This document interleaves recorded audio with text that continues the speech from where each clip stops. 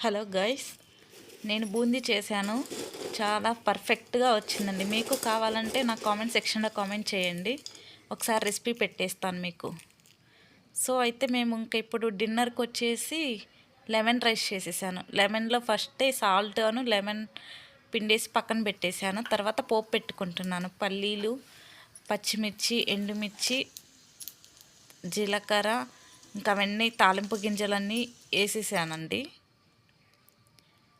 So అవి వేసాక ఇంకా కొంచెం మనకి పోపు అనేది కొంచెం చల్లారినాక అప్పుడు మనము ఆ రైస్లో కలుపుకోవాలి. లేదంటే అది మొత్తం చేదొచ్చేసిద్ది ఫ్రెండ్స్.